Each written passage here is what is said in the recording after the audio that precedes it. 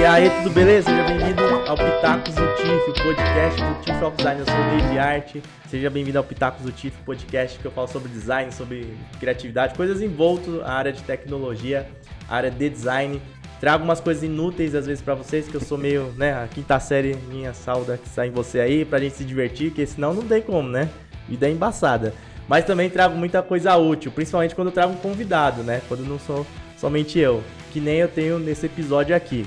Já vou apresentar pra você, mas antes, deixa eu te lembrar, se você tá assistindo no YouTube, deixa o like, se inscreva no canal também, ative as notificações e principalmente, você que tá vendo em outras plataformas, né, vendo literalmente, porque agora dá pra assistir lá no Spotify.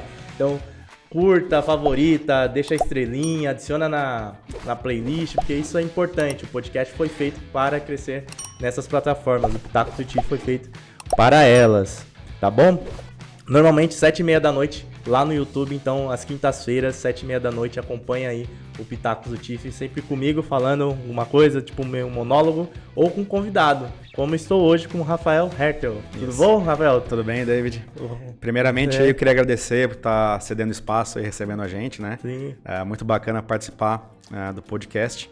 E daí um alô pra galera aí que tá vendo aí.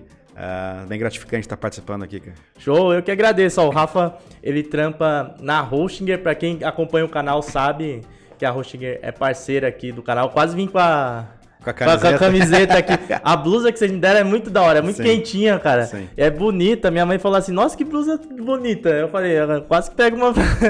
quase peço um tamanho P pra ela. Beleza. Muito boa mesmo. E aí... Tu tem a roxinha ou a... Tem a roxinha. A gente tá produzindo uma preta. Aí a gente vai te mandar também. Manda, eu adoro. Eu tenho caneca, a camiseta, a blusa, que me der aí eu visto. Maravilha. Cara, se apresenta aí pro pessoal, fala um pouco do que você faz na Hostinger. Na Hostinger. E aí depois eu quero também que você fale como que você chegou na empresa, assim, a sua trajetória, a sua carreira, o que você fez para chegar na Hostinger. Para quem não sabe, a Hostinger é uma empresa multinacional, né? Multinacional, E situada na Lituânia. Começou na Lituânia. A nossa sede é na cidade de Kaunas, que é a segunda maior cidade da Lituânia, né? E no Brasil a gente tem sede fiscal em Floripa, apesar de que todo mundo trabalha no regime remoto, né? Então está espalhado por 40 cidades, mas em Floripa lá a gente tem uma sede fiscal que é necessário, né? Eu também moro lá, que é o paraíso. Nossa. Recentemente eu fui lá na... Onde que era o local? A CAT. Na CAT, a Associação Catarinense de Tecnologia. Eu fui palestrar e conheci você, o Felipe, presencialmente, né? Porque ficar só online, assim, é diferente, né? Você vê presencialmente, é outra pegada. Maravilha. Cara, então, primeiramente sobre a hosting, né? A gente é um web hosting, ou seja, uma hospedagem de sites. Para quem não entende o que é uma hospedagem de sites, é basicamente todo mundo que quer ter um site, um domínio, um meio profissional, ou um servidor para storage, um cloud, né, que é um negócio que está bem em moda aí, precisa desse serviço, então a gente oferece serviços aí a custos bem abaixo do mercado, né, que é um dos nossos diferenciais. A gente hoje está presente em mais de 40 países, sendo que Brasil é um dos nossos principais mercados, junto com os Estados Unidos, Índia, Indonésia, França. Então está bastante espalhado aí, o que é bem legal como trabalhador, assim, porque eu tenho contato com pessoas de diversas culturas, a gente vê diferentes desafios em cada país, né? E a gente também tenta trazer coisas que funcionam lá fora para cá, coisas que funcionam aqui para lá. E a minha posição dentro da empresa, eu sou o Country Manager, né? Então, basicamente, é como se fosse um CMO dentro do país, um diretor de marketing, gerente de marketing aí. No Brasil ou América Latina? No Brasil, né? No Brasil. Também uma posição parecida com um growth marketing, porque eu atuo muito nos canais, né? Então, por exemplo, tu tens ali uma relação bem forte com o Felipe, com a Roberta, que cuida de parcerias, mas eu como country manager também entro, conhecendo os parceiros, tentando promover ou às vezes conseguir um parceiro que a gente não tenha, fazendo estratégias de precificação, né? Então, o preço brasileiro ele é diferente do preço que a gente pratica nos mercados globais, então é um estudo que a gente faz internamente ali também. Campanhas de marketing, a gente tem uma campanha bem forte em março, que é o mês do consumidor, que também não tem lá fora. Então a gente faz essa adaptação para o mercado brasileiro, né? Muito embora a gente também traga a estratégia de marketing que tem lá fora para o Brasil.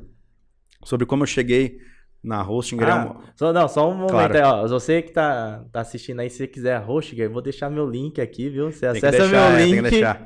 Quiser ter uma hospedagem de site, aproveita. Você deu a letra, eu lembrei Tem na que hora. dar, Eu falei, tem que dar. não. E tem o teu cupom, que Tem é o um meu cupom cupom. aí. Isso, ó, tem o meu link, principalmente no YouTube, né? Tá mais fácil. Tem o meu link da Hostinger pra você ter um desconto na hospedagem e também tem o cupom TIFF, só TIFF, que aí você também tem mais desconto.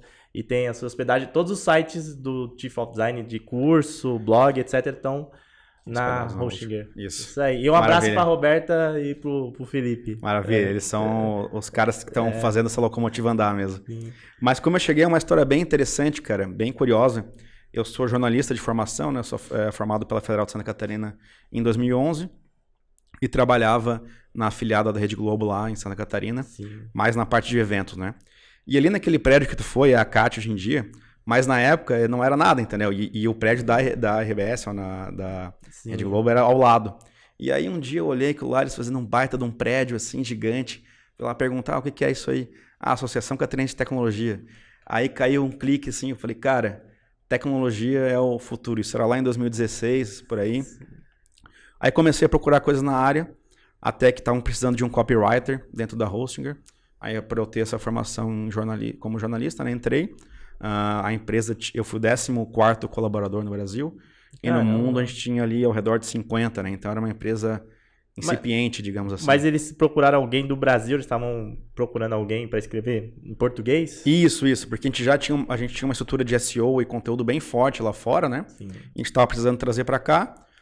Os colaboradores que tinham, eles eram mais da área de suporte financeiro. Então estavam precisando de um copywriter. Me chamaram ali, fui, até como eu tô vestido hoje, assim, de camisa e tal. Quando cheguei lá era todo mundo mais despojado, né? Um ambiente que eu tava acostumado.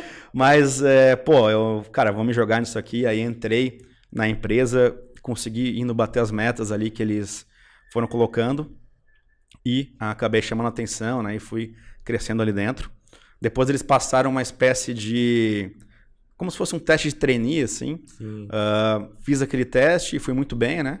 E aí eles decidiram investir em mim, pagaram coaches para algumas deficiências que eles viam ali na questão de gestão e tudo mais. E fui evoluindo até que me chamaram lá para a primeira vez que eu fui para a Lituânia em 2018, se eu não me engano. Quando eles estavam querendo abrir nosso programa de parceiros, nosso programa de afiliados. Sim. E me convidaram eu e também o Eric, que hoje está na SEMrush, que é uma outra empresa de tecnologia. Chamaram nós dois e mais 2 pessoas da Lituânia para abrir esse programa e começar a ter uma área de parceiros que a gente não tinha até então, né? E aí, com o crescimento do programa, acabaram me oferecendo a parte de ser o Country Manager e daí trouxemos o Felipe e a Roberta para dar continuidade aí com os parceiros. Show. Hoje a Hostinger tem quantas pessoas aqui no Brasil? No Brasil a gente tem 122, eu acho, pelo que eu olhei. Bastante gente, hein? E no mundo a gente tá ali mais de 1.000 pessoas, né? Nos meus vídeos que eu falo da Hostinger, eu sempre falo que ela tá caminhando para ser a primeira aqui de hospedagem no Brasil. É realidade isso daí? Ou eu tô exagerando de empolgação, tô emocionado? É realidade, assim, até... Quem quiser conferir os dados, tem uma fonte bem isenta, que é o Google Trends, né? Sim. Então, você pode colocar ali as empresas de web hosting e ver o nosso crescimento. Eu sugiro olhar dos últimos 5 anos para cá, que vocês vão ver a tendência que a gente tem em relação ao mercado, né? Não quero, enfim, citar as concorrentes, porque talvez não seria bom da minha parte fazer isso, mas olhando o Google Trends, cara, é um negócio, assim, impressionante. O tanto que a gente vem crescendo ano a ano ali. E eu acho que é justamente porque a gente... pratica, né, a nossa missão, que é auxiliar os pequenos e médios negócios a ter o empoderamento através da internet, né, cara? A gente vê que o Brasil ele é um país que necessita muito, muitas pessoas de uma renda extra ou muitas pessoas que querem empreender, acabam achando na internet, cara, às vezes um custo muito pequeno para tu abrir um negócio, né? Então, se for comparar, eu quero empreender, quero abrir uma loja, uma loja física, né? Tu vai gastar talvez 50 mil reais, 60 mil reais. Sim. Isso na internet, cara, tu faz um estrago assim, absurdo, tu monta o teu canal, teu site, põe para vender, né? Tu tem faz anúncio. Faz tudo que tu quiser na internet, entendeu? Então a gente vê que com a gente tá oferecendo ali planos a partir de R$121 ao mês, né? A gente consegue entregar um caminho para a pessoa, para ela, né, conseguir, às vezes, ter a própria renda familiar ali, algo nesse sentido, Até muita gente percebeu na pandemia, né, que precisava estar online. Acabou que muita gente migrou. O negócio era 100% físico, agora já até abandonou e virou 100% digital. Sim, tem um monte. Até do jeito que você tá falando aí, por exemplo, na Hostinger vocês tinham escritório lá em Floripa, né? Tínhamos. A pandemia veio, já pulverizou, né? Nem voltou mais.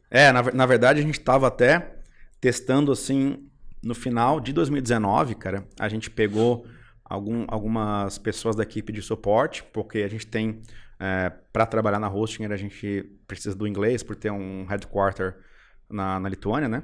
E a gente estava com uma dificuldade ali de pessoas em Floripa, a gente, cara, vamos testar para ver se o home office funciona. Testamos em 2019 e todas as pessoas selecionadas para a gente para trabalhar de home office fizeram mais atendimentos, tiveram um happiness, que é a avaliação melhor dos clientes, venderam mais. A gente, cara, não tem nenhum sentido trabalhar no escritório, vamos deixar opcional. Sim. E aí, quando deixa opcional, as pessoas aos poucos param de ir. A gente começou a ter um poder de contratação nacional, né? Isso ajudou muito. Cara, a gente está sempre com vaga aberta ali. A nossa política é não fechar a vaga, está sempre aberto. Se tu entrar no nosso site, vai aplicar para uma das vagas ali, né? Principalmente de CS, né? E se tu conseguir passar nos testes, vai ser chamado para uma entrevista e vai ser contratado. Vaga então, CS, só para explicar pro pessoal, seria... De Customer Success, né? Sim. Então, quando tu tem, por exemplo, um cliente na hospedagem, ele tem algum problema que ou ele causou, ou que teve algum problema de segurança, ou algo nesse sentido, ele entra em contato com a nossa equipe de suporte ou de Customer Success para auxiliá-lo, ou até... o cara precisa apontar um domínio. Às vezes as pessoas não sabem que a gente comercializa ou que dá o domínio no plano ali. Então o cara compra no registro BR, depois ele vai comprar na hospedagem e ele tem que apontar esse domínio, né? Muita gente não sabe que poderia não precisar apontar se comprar com a gente, mas quando ele compra na registro BR ele tem que apontar. Então entra em contato com o Customer Success, a gente mostra como ele pode fazer isso, né? E é uma área que a gente, como a gente está crescendo muito ali, a gente está sempre indo atrás porque precisa bastante, assim. E tem vaga para designer ou não? Tem, mas na equipe internacional, né? Porque do jeito que a gente funciona hoje, a gente, por exemplo, tem um briefing, eu abro lá com a nossa área de creatives, né? Criativos, e eles me dão um prazo e tal, e trazem para cá a campanha que eu preciso. Porém, é totalmente remoto, né? Também lá a gente funciona em regime primariamente remoto, que a gente chama. Então, quem tiver interesse, fala inglês, pode estar aplicando para a vaga aí que funciona. A maioria das nossas vagas são remotas, né? Então, né? Quem tiver interesse pode... Quem tiver querendo trabalhar de casa, né? Também. Poxa, é uma das coisas... Maravilhosas, né? Eu acho que é questão de perfil também, né? Tem gente que acaba não se adaptando, às vezes tem uma casa pequena ali com filho, aí tem que sair... Claro. Mas, no geral, eu que moro aqui em São Paulo, né? Sim. Você é de Floripa, veio aqui pra esse caos aqui, né? Poxa, nossa, é muito melhor, muito melhor. Demorava 2 horas, 2, 3 horas às vezes pra chegar. Teve um dia que eu me lembro, eu saí da Faria Lima pra chegar em casa, demorei 5 horas. Caramba. 5 horas, era doideira. Mas, isso que você falou do inglês aí, e de trabalhar pra fora... Queria que você falasse um pouquinho mais, porque a sua história é bem interessante. Você é jornalista, não tem nada a ver assim, com tecnologia. Não tem, Aí você conseguiu um trampo numa área de... um trabalho numa empresa de tecnologia lá da Lituânia. Sim. Com certeza o inglês ajudou nisso daí. O inglês, E muitas pessoas, muitos designers, o pessoal que me segue, quer trampar pra fora. Seja migrar mesmo. Acho que pra Lituânia o pessoal não vai querer ir. É meio frio, é bastante frio, mas é um país bonito, mas é frio. Mas pelo menos trabalhar daqui pra alguma empresa... estrangeiro, porque paga em dólar, euro, né? Dólar, assim. Cara, eu acho, assim, se alguém me perguntasse o que é essencial para trabalhar com marketing hoje, eu estaria dizendo que é o inglês, né, cara? Principalmente se você quer trabalhar para uma empresa... Para ter uma ideia, assim, a Lituânia, por exemplo, ela é um país pequeno, né? Como a Lituânia, existem dezenas de outros países pequenos. A língua nativa na Lituânia é inglês? Não, é lituano, mas eles não esperam que ninguém fale lituano, então eles trabalham em inglês. Mas o ponto que eu quero, né, criar é que quando você está num país muito pequeno, por exemplo, Suíça, Lituânia, Letônia, Estônia, países que não têm mercado interno, você tem que criar uma empresa que é born to be global, né? Ou seja, uma empresa que precisa ser global. E aí você cria já em inglês. E essas empresas que estão no mercado global principalmente tecnologia, elas miram o Brasil sempre como um mercado de expansão, justamente porque aqui tem muita gente fazendo tudo, né? Porque é um país gigante. Sim. E aí, cara, como apenas 5 ou 6% da população brasileira consegue falar inglês, você tendo esse inglês, você tem uma vantagem competitiva para trabalhar nessas empresas que pagam aí salários bem legais, né? Então, acho que eu diria que é uma vantagem bem forte. No meu caso, eu sempre aprendi desde pequeno, assim, falando inglês, né?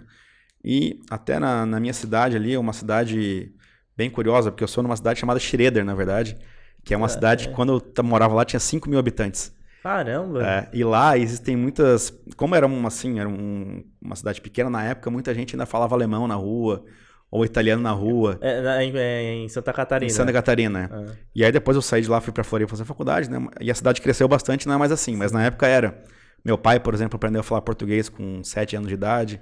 Então, acabo que eu tenho uma facilidade com línguas, porque eu já cresci ouvindo muito esse ambiente, assim. Então, o meu avô, por parte de mãe, ele falava muito melhor o italiano até do que o português.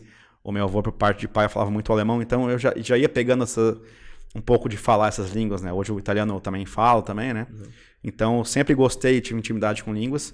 E aí, cara, quando surgiu essa oportunidade, eu falei, pô, maravilha, vamos jogar aqui, vou... E eu lembrei de uma história aí que você falou, a questão de que tem a ver com o inglês do advogado lá da... Não sei se você pode contar. Não é exatamente um advogado, mas um contador, né? Era um contador aqui, que eles procuraram um contador aqui no Sim. Brasil, ninguém respondeu, porque eles mandaram em inglês, não foi? Essa é uma vantagem muito forte, competitiva, cara. Que basicamente, assim, todos os estrangeiros, eles sabem da dificuldade de fazer negócio no Brasil, né? Então... Dificuldade assim, do que você acha? Da parte burocrática. Burocrática? O que no Brasil, na verdade, o problema não é, pelo que eu entendo, assim, não é o imposto alto, mas a dificuldade de calcular o imposto e até de saber como que tu abre uma empresa, como é que tu tem que pagar, qual alíquota tu se encaixa, né? Então isso é meio que lugar comum lá fora. As pessoas entendem que no Brasil é difícil de você abrir uma empresa. E aí estavam procurando contador no Brasil, só teve um que respondeu, né? Então, ou seja, o cara que fala inglês foi o cara que acabou ganhando a conta da empresa ali, sendo o contador da empresa na época, porque não havia o outro, assim. Caramba, olha só. E isso aí até influenciou na escolha da sede fiscal que a gente tem, né? Então, que o contador era de Floripa. É. Olha só, imagina os outros vendo a conta que perderam. Todo mundo acha que quando tu recebe e-mail em inglês é spam, não sei o quê, né? Não, tem que ficar desperto, né? O que eu tô recebendo de e-mail do pessoal querendo me roubar o canal é impressionante. Não, o pessoal manda lá, eles fazem uma engenharia social do caramba. Do caramba, tem uns que você... É que eu já tô macaco velho, né? Tanto mas quem é mais desatento... Mas aqui já é um canal bem grande, né? Então, bem relevante. Então, e essa questão do inglês aí, uma dúvida que eu tenho. Nós aqui no Brasil, a gente tem muita dúvida... incerteza sobre o falar, sobre a pronúncia, assim. Eu, por exemplo, tenho isso, assim, a gente lê, eu consigo até ler, entender, mas falar, a pronúncia, pra mim é péssimo. Eu tô até, nesse segundo semestre, eu vou estudar, pegar pra estudar bem inglês. Como que é trabalhar numa empresa, assim, nacionalidades, essa questão do sotaque tem alguma coisa, interfere, tipo... Cara, eu diria que isso é uma preocupação muito mais nossa do que deles, né, cara? O que tu precisa ter num ambiente de trabalho é principalmente se fazer comunicar, né? Então, tá lá com um chefe gringo ali, ele tem que te entender bem, você tem que utilizar ali as palavras corretas, mas ele não tem a expectativa que você vai falar num sotaque britânico ou num sotaque americano, né? Ele entende que você não é nativo, então o sotaque ele é tranquilo, assim. E tem uma coisa que, na minha visão, por exemplo, olhando quando eu entrei na empresa, em relação a hoje, eu acho que meu inglês era bem pior do que é hoje, né? Por eu trabalhar todo dia com isso, eu acabo tendo uma intimidade bem maior com o inglês hoje do que eu tinha, apesar de saber falar na época. Assim, eu acho que você sabendo se comunicar, você falando ali um inglês mais ou menos, né, correto, eu acho que não tem nenhum problema de aplicar para as vagas ali, a não ser que a tua vaga seja escrever textos em inglês, né, daí talvez não faça sentido, mas se for uma vaga em que você vai lidar com o público brasileiro, mas reportar para fora, né, acho que não tem nenhum nenhum empecilho. Eu acho que essa síndrome do impostor é... O síndrome do vira-lata que muita gente fala, né, cara? Mas eu acho que o povo brasileiro quando ele pega um negócio pra fazer, ele domina, cara. Eu acho que a gente tem que se livrar disso, né? E botar a cara, porque... Até eu tava te falando antes do podcast, isso. eu acho que a progressão de carreira, quando um brasileiro chega e se dedica numa empresa dessas, ela é bem forte. Então, na sua visão, assim, pela sua experiência, eles valorizam isso. Não tem aquele... Também é outra síndrome do impostor que a gente tem. Brasileiro, vamos ver no brasileiro como folgado, como... Não, cara, eles entendem o mercado. E, cara, o mercado brasileiro é muito grande, né? Isso dá pro cara que tá aqui na base trabalhando, e quando tu começa a mostrar resultado, uma credibilidade muito forte, né? Então, você explica mais ou menos as diferenças culturais e eles entendem. Até porque eles não estão só aqui, eles estão geralmente em 30 países, 40 países, como é o caso da Hosting, né? Eles entendem que em cada lugar tem a sua diferença, né? Por exemplo, a gente trabalha em alguns países que são países muçulmanos, né? Sim, verdade. Lá, por exemplo, em determinados horários do dia, os agentes, os caras que trabalham com marketing, eles param ali os atendimentos, fazem a oração deles ali, depois de 15 minutos voltam, né? E os clientes, ao mesmo tempo, também estão fazendo aquilo. Então, tu não deixa ninguém na mão, né? Nesse sentido. Então, cada país que a gente está do mundo, a gente está adaptado à cultura local, né? Caramba, imagina um happy hour, uma festa de vocês, se tivessem muito legal, se juntasse. É muito legal. Eu lembro que até a primeira vez que eu fui lá, tinha um pessoal da Indonésia lá, e eles comendo um prato que eles pediram. Isso aqui não tem pimenta nenhuma, eu quero mais pimenta, reclamando lá do restaurante. Aí eu peguei um frango com pimenta lá, não conseguia comer, era o negócio mais apimentado que eu já vi. E pra eles era um negócio que tava sem sabor, assim, foi bem interessante, cara. E, cara, eu gosto, assim, de conhecer novas culturas. A gente trabalha muito próximo aí com o pessoal de Latam, pessoal da França também, o próprio pessoal da Lituânia. Então é bem interessante a diferença de cultura. Você não pensa em morar lá fora, não? Cara, eu sou um apaixonado pelo Brasil, cara. Eu acho que esse calor humano, assim, eu sentiria falta, sabe? E também, eu sou um beach tenista aí, isso aí é coisa de brasileiro, né? Não ia conseguir praticar em outro lugar, então... Mas eu gosto, cara, eu gosto. E eu acho que a gente vive num país incrível, cara. A gente tem, às vezes, a gente acaba reclamando demais, né? Fazendo comparações com um número minúsculo de países que tem, às vezes, uma vida um pouco, em geral, da população um pouco melhor, mas quando tu olha o contexto global, o que a gente consegue fazer no nosso país eu gosto, cara. Eu sou apaixonado pelo Brasil. Aqui eu acho que a questão principal que pega, todo mundo acaba falando, é violência, problemas sociais, discrepância social, né? Sim. Eu acho que sim, cara, mas eu acho que isso aí existe em muitas partes do mundo, né, cara? E mesmo a gente enfrentando isso, quando tu pega um nível de felicidade aqui, um nível de facilidade de fazer uma amizade, né, cara? A gente supera outros países, né? Isso com certeza. Nossa, eu falo até com os cachorros na rua. Se eu pego o Uber não começa a falar comigo, eu já penso que ele quer me matar. Já penso que é um psicopata. Cara, eu gosto do estilo brasileiro, assim. Eu nunca tive experiência de morar fora, né? Não é o caso, mas eu não me vejo morando, cara. Pô, muito bom. E tu se vê assim, indo pra outro lugar? Ou... Eu não. Eu também não sei. Eu acho que só se... Não sei, cara. Sou preso também aqui. Sim. Mas eu tenho muita vontade de conhecer outros países, isso com certeza. Mas morar, eu tenho uma visão parecida com a sua, assim. Eu acho que o Brasil é um país bom pra morar e... Principalmente se você for pro interior, assim, tem um monte de cidade. Sim. Aqui em São Paulo mesmo. A gente não tem noção como a qualidade de vida aumenta. Aumenta, né? E se você, por exemplo, trabalhar pra fora, você vai ter uma renda... hoje em dia, né, com o dólar tá quase R$5, né? Eu acho que ontem tá 4,90, não sei. Então, você tem vezes 4 ali. Você tem uma renda vezes 4, sabe? Então, você consegue ter uma boa vida, assim, aqui. E tem várias coisas, né? Tem cachorro quente aqui, tem estrogonofe, tudo aqui, as comidas são melhores. São boas, cara. Isso eu sinto falta quando eu vou pra fora, assim. Mas eu tenho... Eu não sei, cara. Não tenho uma resposta certa sobre isso, não. Eu não sei se eu moraria. Talvez eu moraria, mas enfim. Mas por enquanto não. Mas eu tenho vontade de trabalhar para empresas para fora. Eu acho que seria uma experiência... Sim. Por mais que você não esteja lá, por exemplo, você tem uma riqueza cultural. Uma empatia, você aprende muita coisa, né? E os insights que a gente tem são muito bons, né, cara? Por exemplo, eu acredito que a gente saiu na frente no trabalho com influenciadores por ser uma demanda de fora, assim. Talvez se a gente tivesse que demandar daqui, na época a gente não tinha muito a visão ainda, mas veio essa demanda, né? E a gente criou isso, ou muitas coisas que a gente recebe de conteúdos em inglês que eles pedem pra gente verificar, faz com que a gente aprenda muito ali dentro, cara. Você acha que aqui no Brasil é avançado, mas nessa parte eu aí? acho que é bastante de afiliado, avançado. De influência? Na minha visão, a gente só tá atrás do mercado americano, assim. O mercado europeu tá bem atrás da parte. E eu acho que a gente tá na frente de Índia, porque pelo que eu vejo do trabalho, principalmente no ambiente Hotmart, Monetize, esses ambientes ali, é uma coisa que é difícil ver lá fora. Latam está muito atrás, agora tem um movimento muito forte de influenciadores brasileiros indo para Latam, né? Então, Latam, só para explicar, é a América Latina, América Latina, é a América Latina.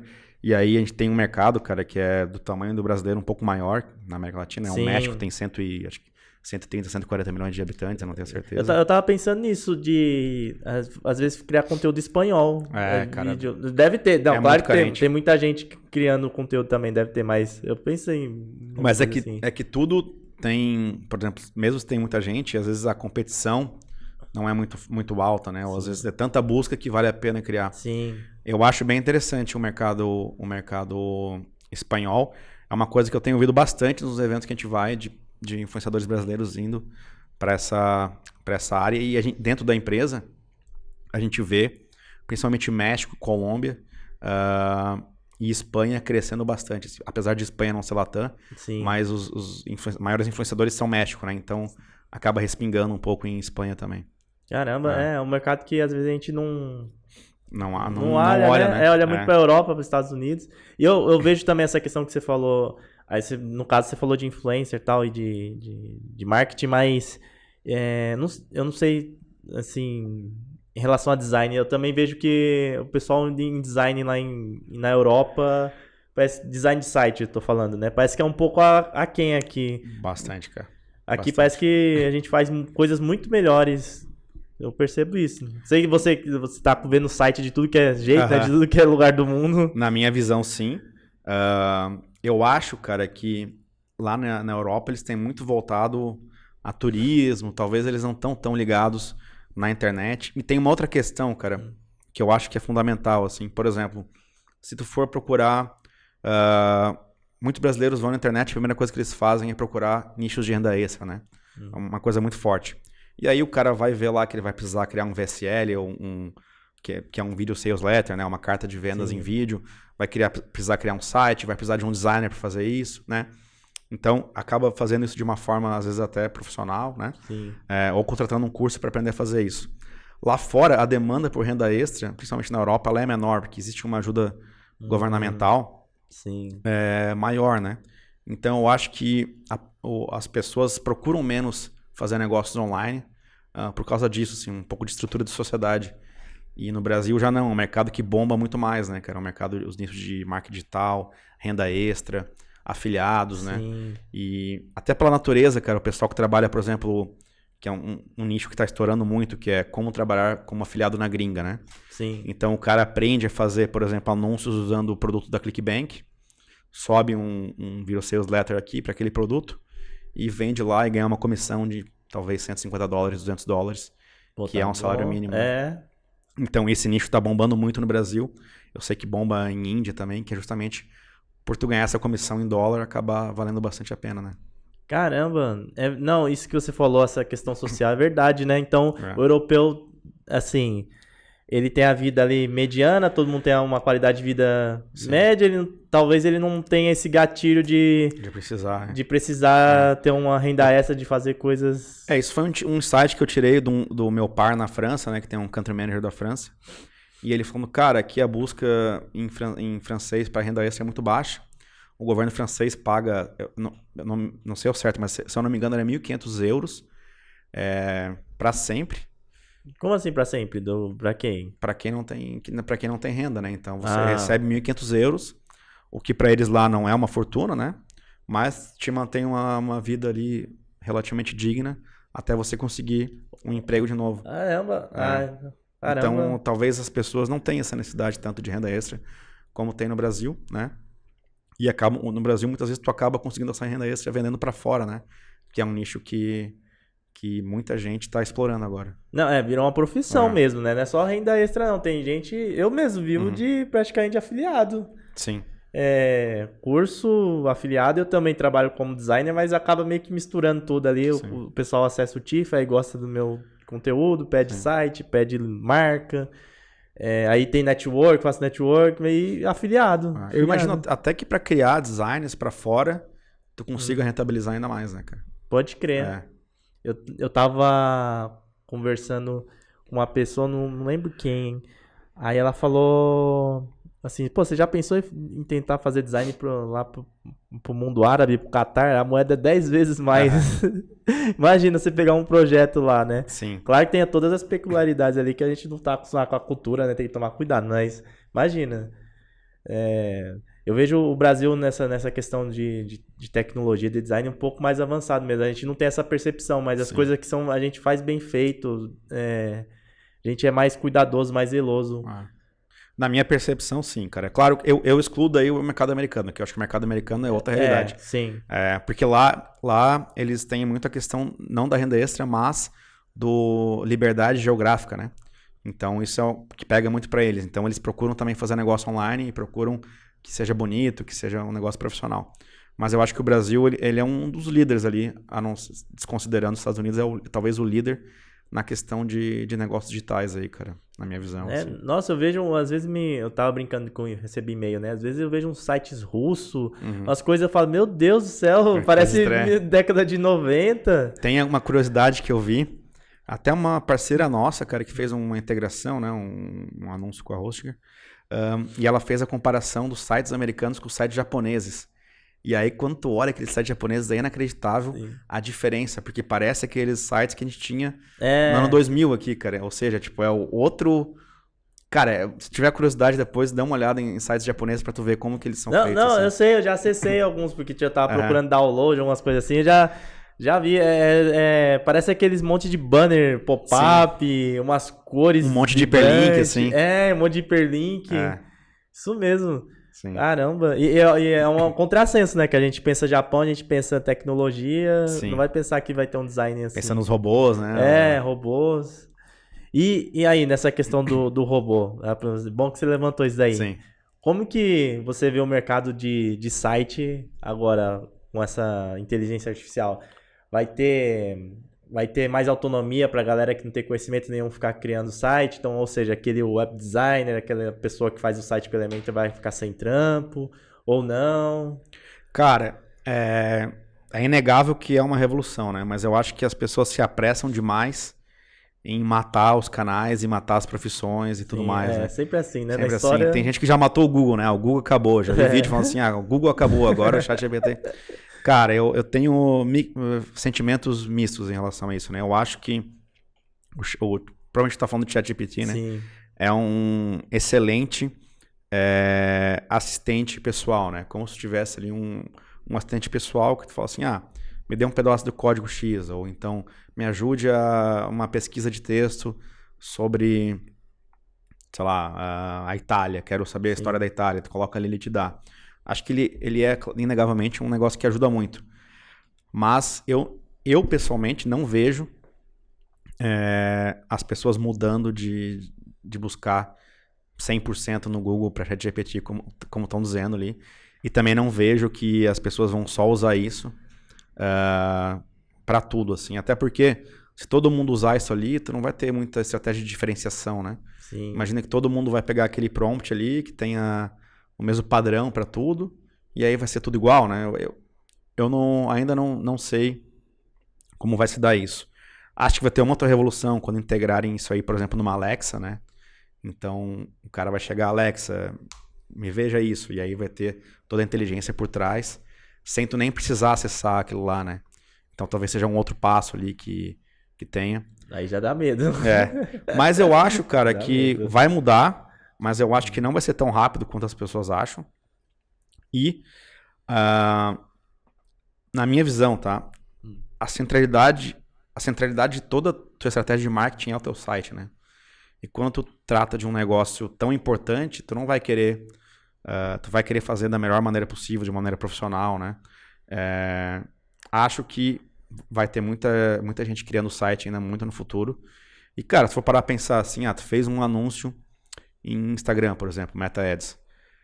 O anúncio ele vai filtrar o teu lead, né? Mas o que vai vender é o teu checkout, o teu site ali. Tu vai conseguir fazer retarget só se tu tiver um site, porque vai ter que ter o pixel ali. Então, é essencial. Tu tem uma loja, tu precisa capturar um lead. Tu vai capturar ele no teu site. Cara, até um VSL, né? Tu faz aí implementando num site ali, numa página de vendas. Ou até, algumas pessoas trabalham só com o shopping Instagram. Pode ser, mas eu acho que ainda se tu tiver um site ali, tu faz uma diferenciação bem grande. E também a questão do profissionalismo, né? Muita gente, por ter um site, também acaba achando tu ainda mais profissional por ter esse site, né? Então eu já vou pegar esse corte, já vou mandar pra minha namorada, porque ela tem um estúdio de pilates. Sim. E ela é encontrada, ela consegue clientes pelo Google. A pessoa procura a localização e só tem ela na região, ou ela tem a mais avaliada, a melhor avaliada, e muito pelo Instagram. Sim. E aí eu falo, vamos fazer um site. Não precisa, deixa pra lá. Você já deu vários argumentos aí. Sim. Mas até certo ponto arriscado você depender de, entre aspas, casas alugadas, né? Que são as redes sociais. E imagina o seguinte, né, cara? Fazer, por exemplo, não sei quanto custa ali uma mensalidade no estúdio de Pilates, né? Mas digamos que custe ali, sei lá, R$300. Tô chutando aqui. Por aí mesmo. E aí tu pega um site, que tem gente criando site na internet, ou a pessoa mesmo, ou cobrando ali num valor até R$1.000. Então, se tu conseguir um cliente por mês do teu site, cara, já tá pagando ali em 3 meses, um negócio que vale a pena, entendeu? Isso ali para um ticket que é relativamente baixo, né? Tem gente que trabalha com tickets muito maiores. Então, ter aquilo ali é bem relevante. E é isso que tu falou de casa alugada, né, cara? É um negócio muito, muito relevante, porque a gente já viu a morte do Orkut, por exemplo, né? Sim. A gente viu aí o Google Plus, aquela época que tentou emplacar, não conseguiu. Qual que era o nome daquela rede social que vocês trabalhavam aqui, Rogério? Music. Esse daí, que era o TikTok, que né? Virou TikTok. Né? Então... que eu fiz outro podcast, inclusive dá um abraço aqui pro pessoal da Mid, viu? Tô gravando aqui na agência Mid. Um abraço. O Rogério aí tá fazendo. Então, porque, por exemplo, essa rede social eu nem conheci. Morreu, nasceu, eu nem conheci. Eu me senti tão tiozão, tão velho, quando eu me falaram disso eu não sabia.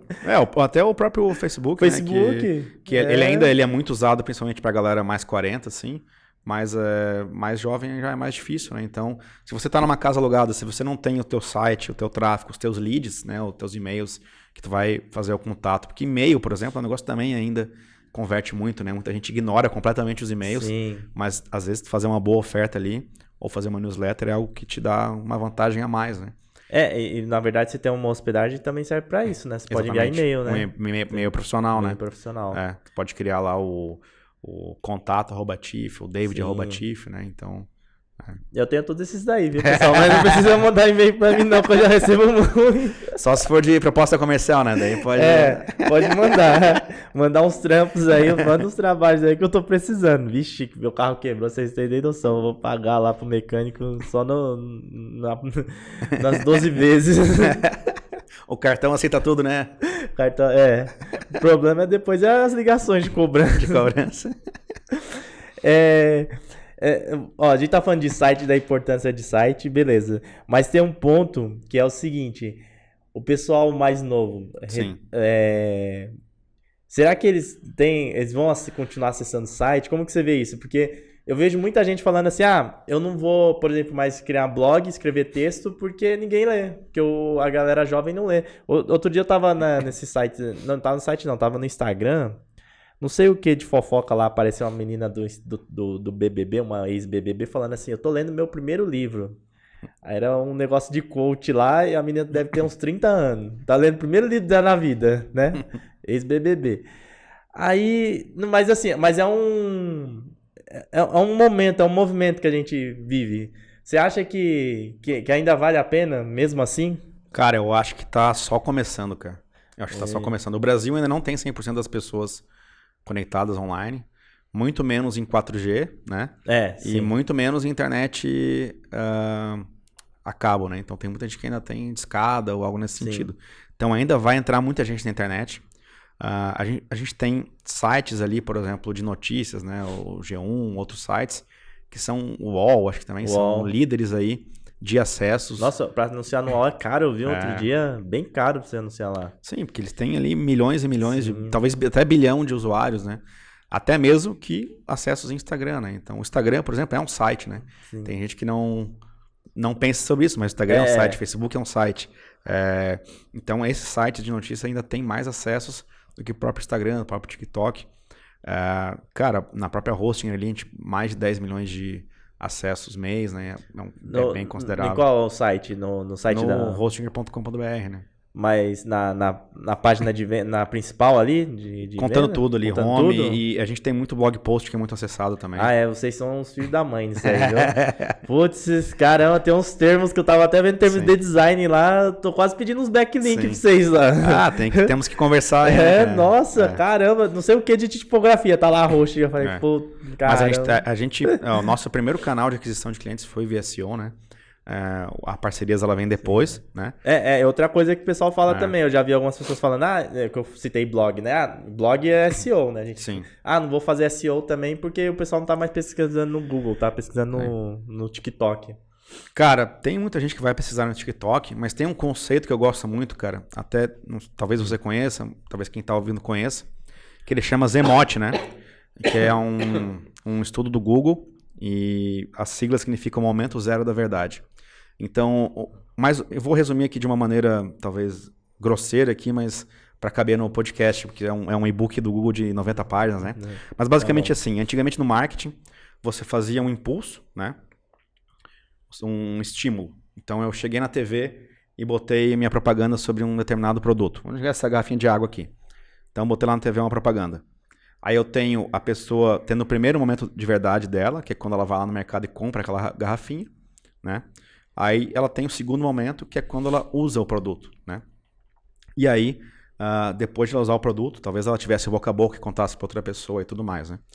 A partir da introdução da internet com os buscadores, o Google, né, indica que as pessoas começaram a ter um momento antes desse primeiro momento. Então você tem um estímulo lá, pode ser, por exemplo, no TikTok, pode ser no Instagram, o estímulo, pode ser num canal no YouTube, pode ser na TV. Então a marca chegou e deu um estímulo lá.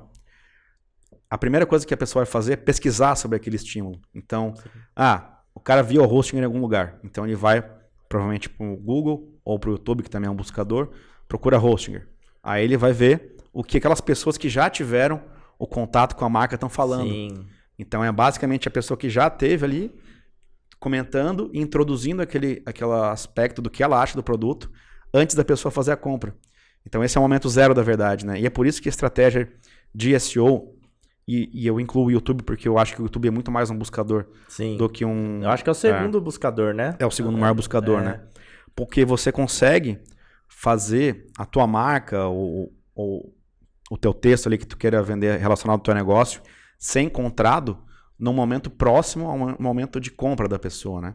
Então, isso que é o legal e é por isso que é uma estratégia que funciona muito bem, você está bem posicionado em mecanismos de busca, muito mais do que numa rede social, né? Eu imagino que aqui, eu consumo muito ali o Reels do Instagram, eu estou passando ali 15 segundos, estou ali no entretenimento, então a minha atenção não está voltada para comprar nada. Pode ser que bata alguma coisa que eu queira e eu vá e compre, mas em geral estou tendo meu entretenimento. Agora, quando eu vou ao Google ou quando eu vou ao YouTube buscar alguma coisa, eu estou buscando por um tutorial, eu estou buscando por um nome de uma marca que eu conheço e quero saber mais, eu estou buscando por alguma coisa e em todos esses momentos ali eu estou com minha atenção plena ali, né? Sim. Tudo ali. E é o melhor momento para alguém me vender alguma coisa é quando eu estou nesse momento, né? Então, eu sempre recomendo todo mundo que me pergunta alguma coisa sobre marketing digital ler esse conceito do Google e aplicar para o seu próprio produto, né? Eu acho que é um negócio que faz muito sentido. E é por isso que, por exemplo, muita gente que trabalha com gestão de tráfego vai preferir as palavras de fundo de funil, né? Então, tu compra ali no Google, tu bida nas palavras de fundo de funil, né? As palavras que são muito próximas da compra, E o teu ROI, geralmente, se aquele lead não estiver muito caro, ele geralmente vai ser muito, muito alto, né? Porque o cara já tá preparado para comprar. Então, só, você poderia dar um exemplo aí dessas palavras, tipo fundo de funil? Claro, claro. Por exemplo, assim, site, né? Vou usar o exemplo da Hosting. Site é uma palavra topaço de funil, né? O cara ele pode estar pesquisando o que é um site, pode estar pesquisando modelos de site, templates de site, ele pode estar querendo criar um site, ele pode estar querendo procurar até uma hospedagem, então você não sabe direito o que ele quer, né? Então você tem que ter ali um conteúdo para mostrar a tua marca no momento que talvez não seja de compra, né? Ele pode procurar criar um site. Tu vai descendo um pouco no funil ali, né? Talvez já seja um meio de funil. Já cai para mim aqui. Já cai, talvez no teu canal, daí tu vai esquentar ele, não sei o quê. Como criar um site já é um cara que, pô, ou o cara não sabe que precisa de né, um desenvolvedor pode criar o site para ele, ou é um cara que já sabe, mas acha que é muito caro e vai querer montar sozinho. Então tem um trabalho muito forte, principalmente dos influenciadores de YouTube, mostrando um passo a passo para o cara criar o site, porque ele sabe que aquele cara vai pegar aquele conteúdo, vai usar aquilo lá durante 5 horas olhando aquilo e vai criar o próprio site ele mesmo, né? Sim. Então esse é já fundo de funil. E tem o mais fundo ainda, que é, por exemplo, como criar um site de advogado, ou como criar um site de cabeleireiros. Fechado. E aí, cara, esse cara ali tu vai converter de uma maneira altíssima, né? Porque tu já vai fazer um conteúdo direcionado para ele, às vezes, né, o pessoal que trabalha com design vai fazer um template especial para o advogado, que o cara ou vai poder comprar e instalar no WordPress, ou vai seguir passo a passo, e ele vai fazer aquilo. Então a tua taxa de conversão é gigante, né? Então tu sai de uma palavra de busca muito abrangente, que é o site, vai diminuindo e fazendo um funilzinho, né? E a gente fala de esquentar o lead, né? Que geralmente tu tem que capturar ele em algum lugar, né? Ou tu trabalha com os influenciadores, mas digamos que você esteja no teu site, eu capturo ele com algum e-book ou com alguma coisa, uma isca que eles chamam, para que ele fique no meu radar e eu fique alimentando ele até ele poder comprar de mim. Ou então, né, eu trabalho com os influenciadores que vão estar fazendo a mesma coisa, vão estar disputando as palavras-chave comigo e com os meus concorrentes, e eles vão fazer essa venda, né, pro site ali. E é interessante o trabalho da Hostinger, porque meio que a gente concorre, né, nas palavras assim, mas pra vocês está tudo bem, assim, porque na verdade a gente tá, ao mesmo tempo que a gente concorre com vocês, por exemplo, eu lanço um vídeo como criar um site no Elementor. Tô concorrendo talvez com um vídeo de vocês lá no YouTube, mas ao mesmo tempo eu tô divulgando vocês também, então... Sim, e assim... É uma boa estratégia, né?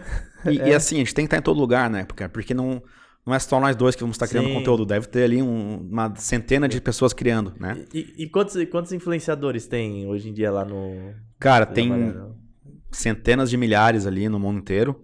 Só que quando a gente fala de ativos, né, já cai aí provavelmente em torno de uns 800, 900, assim, que eu diria que vendem todos os dias, assim, né? Sim. Mas de vendas eventuais são milhares aí, cara, né? E o foco é mais nos YouTubers. Muito no YouTuber, mas também em blogueiros, né, cara? A gente tem uma quantidade enorme de vendas que vem através de... Tem que criar mais artigo, viu? Tem que criar mais artigo. De blog. A gente testa Reels também, Stories. E vai começar a testar TikTok aí nos próximos meses. Mas o nosso foco é principalmente blogs e YouTube. Justamente pelo que eu te falei do momento de busca, né, cara?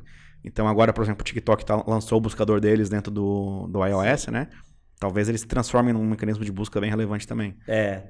Eu acredito nisso, que o TikTok, o pessoal mais jovem tá pesquisando muito por... o Instagram não tem isso, não tem Não tem ainda, né?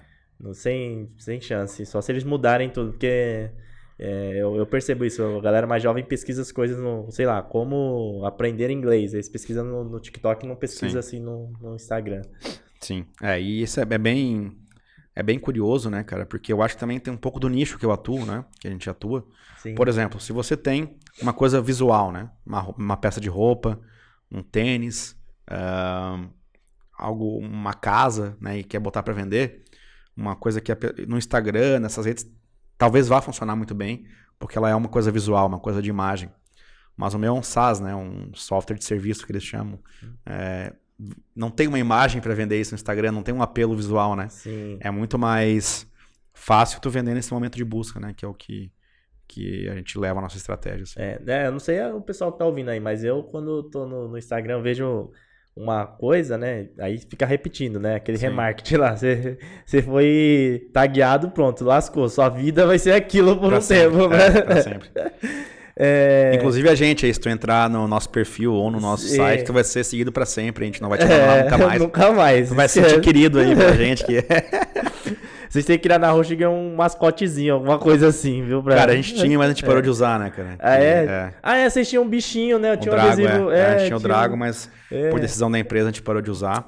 Eles posicionaram muito mais pra essa linha do fast, né? Do veloz. Sim. Né? E aí não fazia mais sentido ter um mascote fofinho, assim. Eles queriam posicionar pra tecnologia mesmo, né? Não, entendi. Não, mas ó, se tivesse um bichinho desse, eu botava aqui na mesa aqui. Tanto que a lógica do nosso slogan ali é 3-2 online, né? Porque é tão rápido que não dá tempo de falar assim. Então é 3-2 online. Essa é a lógica deles de posicionamento de marca, né?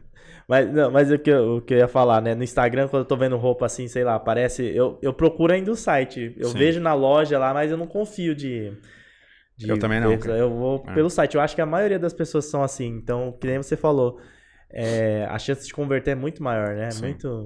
Muito mais direcionada. A pessoa que tá no site ou até mesmo no YouTube, ela tá mais engajada mesmo. Sim. E, vai facilitar muita coisa, né? Até tu fazer um remarketing bem feito ali. Omnichannel, né? Pra fazer tem que ter site?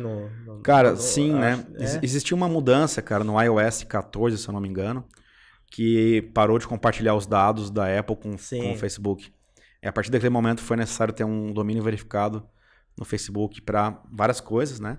E aí, para tu ter, por exemplo, um site que tu tem um pixel do Facebook, do Google ali, tu leva aquele lead para lá, e aí tu pode fazer o remarketing, retargeting, não sei como... Pessoas usam dois termos diferentes, né? Mas você pode fazer em todos os omnichannel, aí, em todos os canais, dessa maneira. Mas tem várias restrições desde aquela mudança do iOS, que a pessoa passa a ter necessidade de ter um site ali. Bom, o pessoal saber, viu? Eu penso assim, eu penso que tem que atingir 360 e tem um livro de um influencer aí que ele é de tráfego também, é Gary Vee? Eu acho que não lembro. Só sei que ele tem um livro que o nome é Knockout, que aí ele fala tipo de você... dá vários jabs, você vai dando vários jabs no usuário, né? Tipo, várias coisinhas assim, você vai notificando ele, vai mostrando pra ele, pra realmente, na hora de vender, você dá como que eles chamam? O uppercut, não lembro. Tipo, dá um gancho. Sim, um gancho. Dá um gancho. Você vai... E eu acho que rede social, Instagram, por exemplo, serve pra isso, né? Claro, principalmente Instagram. Agora, pra converter, não... eu vejo muito como descoberta, né, cara? Descoberta. Eu vejo assim, Instagram, TikTok descoberta e a conversão é site, cara. É ali que tu faz a tua venda, o teu vídeo de vendas, a tua página de vendas, a tua persuasão, né? O nocaute final.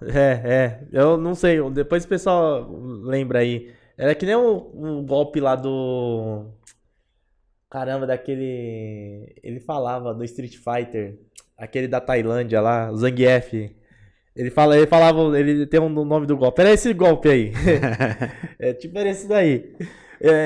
Ainda sobre essa parte de site aí, como que você vê agora a projeção para os próximos anos para o mercado aqui do Brasil? Cara, eu acho que a gente vai... Espero, né, que a gente continue crescendo no mesmo ritmo. Porque a gente teve um ritmo acelerado na pandemia, né? Eu tô errado, eu tô certo? Porque... Cara, sim, mas a gente não diminuiu o crescimento ali, cara. A gente conseguiu manter, né? Então a gente vem crescendo aí na base de 90%, 100% ao ano. Nossa, caramba! 100% ao ano? Mais ou menos. Caramba! E aí a gente tem conseguido manter isso aí, cara. É um negócio bem legal, né? E eu acho que a gente vai disputar aí como a maior empresa em breve, né? Sim. Caramba! 100%, nossa, é surreal. Tem que dar muitas férias pra vocês aí. Muito bom. Até eu tava comentando antes aqui que por eu ter completado 5 anos de empresa, né? Eu ganhei 30 dias extra, então esse ano eu vou ter 60 dias de férias. Caramba! Aí, ó, tem que dar 90. 100%. Não tem empresa no mundo que cresce assim, é muito difícil. Isso é louco. Bastante. Cara, é o poder. Existe um negócio, cara, que eu não sei, eu não lembro o nome do conceito exato, mas eles chamam de aposta assimétrica positiva, né? Por exemplo, você está num jogo de futebol, né? Você está perdendo de 2-1, você vai lá aos 49 do segundo tempo, faz um segundo gol, empata 2-2, né? Você empatou o jogo, você ganha, não importa ali, você pode fazer um gol dando chapéu no goleiro, driblando o time inteiro fazer o gol, seja ele bonito ou feio, vai valer a mesma coisa, né? Quando tu trabalha com a internet, cara, e principalmente com influenciadores, você pode fazer uma integração, você pode fazer um conteúdo que tome uma proporção gigantesca naquilo. Então, eu fiz 100 conteúdos, 90 performaram ok, e um deles performou de uma maneira gigantesca, pegou ali 10 milhões de pessoas, 20 milhões de pessoas. Às vezes tu faz um anúncio com um youtuber, com um influenciador, do nada começa a representar 10% do teu faturamento, né? Então, tu vai somando isso e por isso que é a aposta de crescimento assimétrico, né? É uma assimetridade. É assimétrico, não sei lembrar. Mas ele é... Não tem como você medir o tanto de crescimento que você vai ter com essa... Potencial, né? Potencial, Caramba, é ridículo isso, tipo, no sentido de... Nossa, de dimensão, né? De dimensão. Cara? E uma coisa que é muito... Cara, a gente tá num país muito grande, né, cara? Então, se você conseguir ter 1000 clientes fiéis, né? Isso é um conceito... Eu me esqueci o nome do cara que fala, mas até tem um livro sobre isso. Se você tem 1000 clientes fiéis, você vai viver na internet para sempre, cara.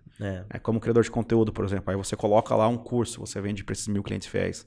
Você vai lá e cria um e-book, você vende para esses 1000 clientes fiéis. Você não precisa ter 50 milhões de seguidores, entendeu? Você tem que ter 1000 clientes fiéis, que é para esses caras ali que muitas vezes você tá trabalhando seus conteúdos. Né? Mas tem empresa que vê só o número, né? Pensa às vezes só no número. Tem que ter milhões, mas não percebe isso que você falou. Não percebe, cara. Porque tem micro, macro influenciadores que convertem muito mais. Até falei no outro podcast anterior, né, que eu fiz aqui sobre isso. Sim. Que convertem muito mais do que, às vezes, pessoas que têm milhões de seguidores. Né? Justamente, que o cara gigante, ele fala com o topo do funil. Isso é justamente isso. E é bem interessante, cara. E sobre isso de dar atenção especial, né, cara? Tem uma coisa que a gente faz que eu gosto muito, que é reuniões com os clientes, né? Então, se você tá lá no seu painel de hospedagem, aleatoriamente você pode receber quer fazer uma reunião, uma call virtual de 20 minutos com o nosso country manager. Aí o cara pode aceitar ou não, né? Mas aí... Caramba, é sério? É bem interessante, cara. Aí ele vai, abre uma call comigo, a gente conversa ali. Muitas vezes o cara tá só feliz de ter recebido, só quer elogiar. Mas é aleatório? Aleatório. Tipo, eu tô lá dentro da minha hospedagem, aí aparece a notificação? Aparece uma notificaçãozinha no chat ali, Caramba, eu ia pensar que era bug, que era pegadinha. Eu ia falar, estão hackeando meu site aqui. Aí a gente toma um café junto ali e a gente tira muitos insights legais, cara. Teve uma coisa que tanto nossos influenciadores trouxeram pra gente, quanto os clientes nas calls ali que eu faço, que era, por exemplo, a gente tinha os SSLs ali, e eles eram cobrados a partir do segundo, né? Então o primeiro era grátis, o segundo era cobrado. Não, só pra falar, pessoal, O certificado de segurança, isso, né? SSL. Isso. Então, só para contextualizar, para você criptografar os dados que vão no teu computador para um servidor, você tem que ter um SSL, né? Para fazer todos esses dados que vão de um para o outro ser seguros. Então, digamos que você vai colocar dados de cartão ali, tem que ter aquele cadeadinho, senão você está expondo os seus dados ali na internet, né? Então isso é muito importante. Hoje em dia é praticamente obrigatório ter um SSL. Então a gente fazia o primeiro grátis na nossa hospedagem, a partir dele passava a ser pago, né? E existe um procedimento que a pessoa precisava ir lá e forçar o HTTPS para que esse cadeado ficasse instalado ali. E é um procedimento assim relativamente simples, é só apertar um botão, mas com essas calls e também com os influenciadores que conversavam com a gente, eles falavam, isso é uma barreira para as pessoas. Muita gente não entende como se faz, muita gente não acha isso no painel. Então a gente desenvolveu internamente que o SSL fosse auto-instalável, né? Então agora ele já é instalável automaticamente quando você... Nativo, né? Tipo isso. Ele é nativo. Nativo. E, cara, principalmente dedicado ao público de marketing digital, porque acontece? O cara que é o marqueteiro ali, o cara que está trabalhando com Por exemplo, o cara é um afiliado. O cara vai lá, ele vai escolher 15 produtos nas plataformas ali de afiliação, né? Ele vai ter que criar 15 sites, um para cada um dos produtos. E aí, para esse tipo de público, acabava sendo caro ele ter que contratar os SLs, né? Porque a maior parte das pessoas acaba criando 1 ou 2 sites, mas esses caras criam um monte.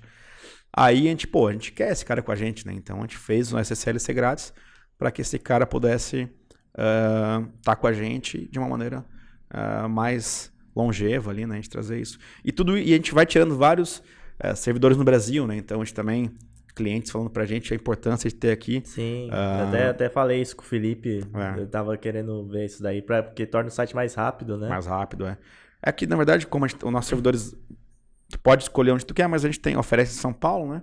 Então o tempo que percorre do servidor até a casa da pessoa é menor, né? Aí, claro, se tu quer fazer dedicado ao mercado americano, a gente tem servidor nos Estados Unidos, tem na Europa, tem na Ásia, né? Então o ideal é que tu escolha sempre mais próximo de onde tu tá, para esse tempo de que o dado percorra de um lugar para o outro seja bem rápido, né? Então, eu posso falar que a HostGator também tem um trabalho de UX lá, de experiência do usuário, tem equipe disso? Tem, cara, muito grande. Até é uma reclamação até às vezes dos parceiros, cara, porque o que acontece? A gente está constantemente mudando o nosso site, mudando os botões, a gente muda o checkout, às vezes muda o lugar do cupom, aí os caras reclamam, eu gravei um vídeo aqui mostrando onde põe o cupom, não tá mais ali, tá ali em cima. Mas, cara, a gente testa isso o tempo todo. Eles coletam geralmente teste AB, né? Para quem não entende, um teste AB é quando você seleciona, por exemplo, 90 dias, um período aleatório, assim, e expõe para o mesmo número de pessoas 2 páginas diferentes. E a que tiver melhor resultado, você adota, né? Isso. Então, a gente já fez, por exemplo, apresentando os nossos 3 planos na nossa home, ao mesmo tempo que a gente apresentava um plano só.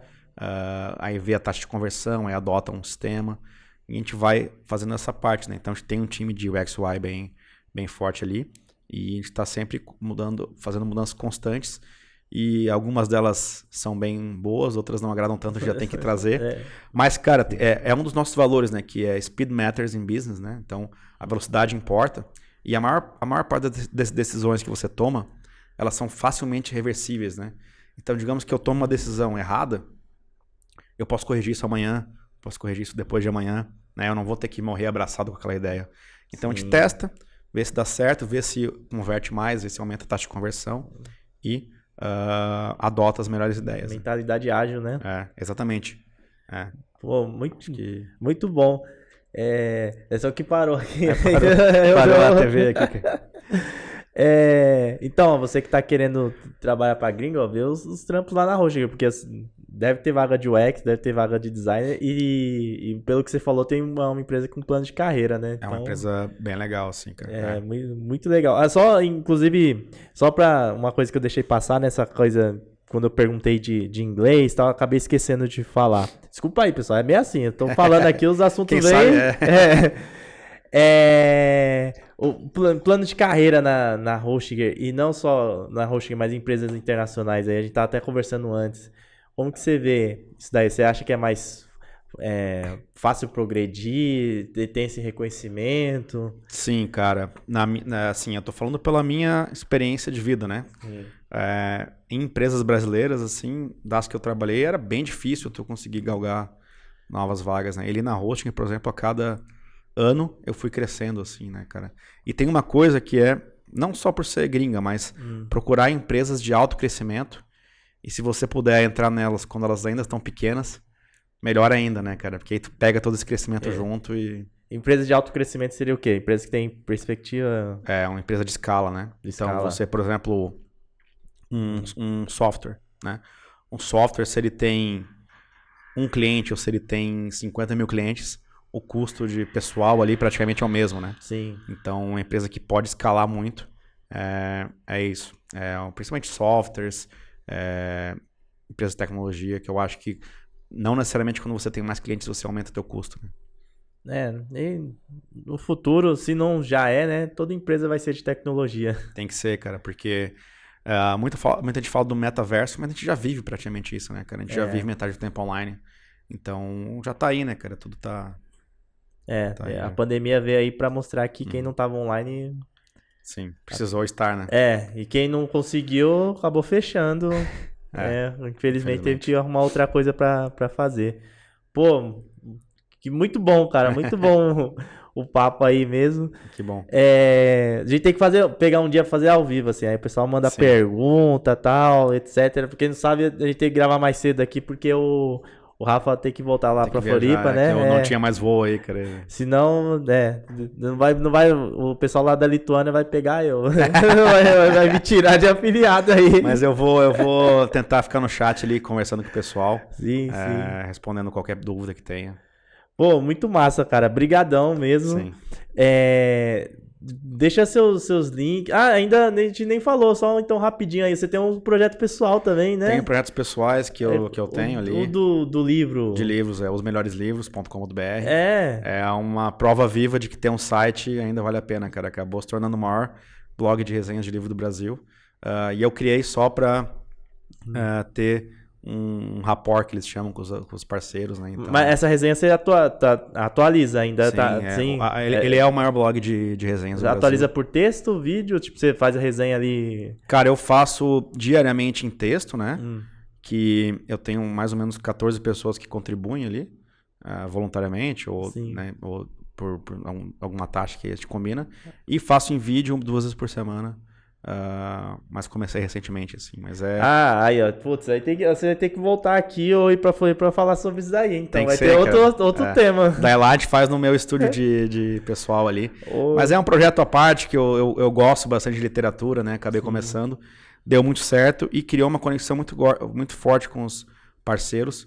Por isso, assim, porque eu passo... Tem um livro que eu li que é bem interessante, vou deixar como recomendação aqui. Em inglês ele chama Skin in the Game, do Taleb. Em português é Arriscando a Própria Pele, né? E ele fala como muitas vezes hoje o tomador de decisão ele não sofre as consequências dos próprios atos, né? E justamente porque ele não viveu aquilo que ele está pregando, né? Então ele dá um exemplo assim, o Napoleão, por exemplo, ele ia na frente da batalha e se ele tomasse uma decisão estratégica errada, ele poderia morrer, entendeu? Já hoje em dia tu vê presidentes ou generais declarando uma guerra atrás de uma mesa, né? E não sofrendo consequências daquilo. Isso é que acontece com o Corinthians aí, o seu Duílio. O Duílio fica fazendo coisa errada aí com o meu Coringão, essa merda aí, ó. É isso. Presidente de clube é muito assim, Ele não tá na reta ali. Aí eu senti necessidade, cara, na época, né? Eu era um gerente de contas de afiliado. Falei assim, como é que eu vou entregar um bom conteúdo para esses caras, uma boa relação, se eu mesmo não tiver o meu canal de afiliados, né? E aí, foi isso que eu criei. Caramba, que da hora. Então dá pra fazer um bate-papo aí só sobre afiliado e esse projeto aí. Só. Próxima vez a gente faz sobre isso aí, cara, e conversa ali. E, né, eu sempre, até pra própria empresa, cara, eu acho que faz sentido, porque muito do nosso cliente, a gente chama de online hustler, né? Então, o cara que busca uma renda extra online, ou um projeto pessoal, um projeto que às vezes, talvez nem seja renda extra, mas que ele se sinta grandioso com aquilo, né? Sim. Então, até faz sentido com o nosso cliente, que é o cara que muitas vezes tem o trabalho diário ali, chega em casa, abre o computador e vai trabalhar num segundo trabalho que é dele mesmo, assim, tentando alguma outra coisa ali, né? Muito, muito bom, cara, muito bom. Deixa aí então, ó, o link pra galera acessar esse do livro. Sim. Qual que é? É osmelhoreslivros.com.br. Mas tem Instagram também? Não? Instagram, @osmelhoreslivros. Os Canal no Melhores YouTube Livros. @osmelhoreslivros também. Show. Show. Então segue aí os melhores livros e depois dá pra fazer um outro podcast. E também deixa suas redes sociais aí pra quem quiser seguir, pra quem mandar mensagem. As minhas redes sociais são todas @Rafael Hertel, um nome que não é tão comum, né? É com H, né? HERTEL. LinkedIn, eu tô sempre postando conteúdo de marketing ali, né? Eu procuro não misturar muito a parte da hosting com o projeto pessoal, então quem me segue na LinkedIn, né, e no Instagram pessoal, eu vou só estar trabalhando conteúdo de marketing. E aí, se você tem interesse em livros, pode ir para esse outro projeto, que aí lá eu vou conversar só sobre livros e trazendo muitas coisas. Eu gosto muito de fantasia e ficção científica, Que então massa. é isso que eu trago mais ali. Aí, poxa, da hora. Pô, foi um prazer, cara. Eu acho que esse papo aqui foi muito legal. E, cara, vou estar online aí respondendo todas as perguntas aí pra todo mundo, cara. Pô, brigadão mesmo, valeu. Espero que você tenha gostado e tenha sido da hora aí. Pô, achei bom. E visita a gente em Floripa lá, cara, tomar um café de novo ali. É isso que eu queria falar, porque eu tenho que ir lá. Eu fui até na Ironberg lá. Pô, cara, essa aí eu quero ir também. Tem que ir lá no dia que tiver sol. Ó, eu saio de São Paulo, tava frio. Cheguei em Floripa, levei o frio pra lá, pessoal. Não consegui aproveitar nada. Floripa entre abril e outubro, não é certo que tu vai encontrar calor, né? Provavelmente tu vai encontrar até um vento sul, às vezes, que é aquele vento bem geladinho. Mas eu tô pensando em passar o final do ano lá, vamos ver. Massa. Cara, então, depois aqui a gente vai combinar que eu faço aniversário no final do ano, de repente tu vai lá pra gente tomar um café lá, uma cerveja, algum... Não, tomar cachaça mesmo. Tava sendo mais delicado, que eu não sei se... Não, aniversário não, é cachaça, caipirinha. Então tá convidado já, cara, a gente tomar uma cerveja lá. Aí, beleza. Obrigadão, cara, valeu. Ó, então segue aí, ó, Rafael Hertel. E também pra seguir da Hosting. A Hosting, né? @hostinger.br. E no YouTube é só botar Hosting que tu vai achar ou conteúdos do TIFF ou o nosso canal ali também. Você pode seguir o perfil da Hostinger também no Instagram, tem TikTok, não sei, não tem TikTok? Temos, mas a gente não é tão, não sei se tu vai achar assim, não é tão mas grande. O YouTube, tem um abraço pro Rick lá, pro Ricardo também, que contribui principalmente pra todo mundo aí, porque eu falo, né, com a Roberta, com o Felipe, um abraço pra todo mundo da o YouTube é bem legal. Hoje é o maior canal de empresa de hospedagem sites do YouTube, né? E outra coisa que é legal, assim, só pra terminar, cara, quem quiser dar uma olhada na nossa página do Reclame Aqui, eu acho que é bem interessante também, porque hoje a gente mantém o nível de satisfação do RA1000, né? Então, para quem não conhece, o RA1000 é o excelência de atendimento, depois tem o ótimo, bom, regular e não recomendado, né? Então, a gente é uma das únicas empresas com aquele selinho que tem um selinho ali. E eu acho que pra gente é bem gratificante, que a gente faz um trabalho... A gente foca muito, cara, a nossa hospedagem no suporte mesmo, que a gente sabe que... a hospedagem de sites é melhor que tu nem lembre que ela existe, né? Que teu site esteja funcionando ali. E então a gente tá sempre tentando... E todo mundo já passou sufoco com suporte de hospedagem na vida. Todo mundo. Nossa. Bom, mas é legal ouvir isso de você, assim, da empresa saber essa preocupação com a experiência, né? Que nem eu citei. Muito bom mesmo. Que manter esse... Eu vou usar esse argumento agora. Massa, eu vou falar, ó, vai lá no Reclame Aqui se você estiver duvidando da minha palavra, antes de clicar no link. E no Google Reviews a gente tem a nota 4.9 no máximo de 5, com 6 mil avaliações. É isso aí, vai superar aí, vai se tornar a maior do Brasil, com certeza. Cara, estamos trabalhando para isso. Bom, é isso. Esse episódio fica por aqui. Se você gostou do episódio, está assistindo, deixa o like, deixa coraçãozinho aí, até no chat mesmo ao vivo. Deixa coraçãozinho as suas reações. Se você gostou, segue o Rafael Hertel lá no Instagram. Depois você vê também o projeto dele de livros. A Hostinger, segue a Hostinger no YouTube também no Instagram.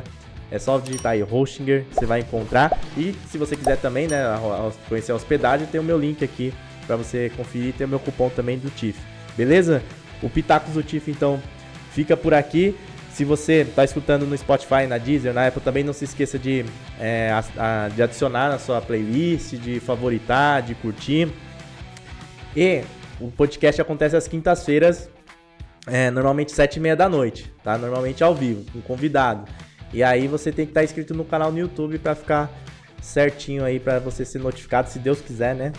Mas enfim, cola no canal 7h30, que aí você vai ver alguma coisa lá. A partir das 7h30 estaremos lá, normalmente às quintas-feiras, com o Pitacos do TIFF. Brigadão por mais esse episódio, valeu, até a próxima. Valeu, Galucho. Fui!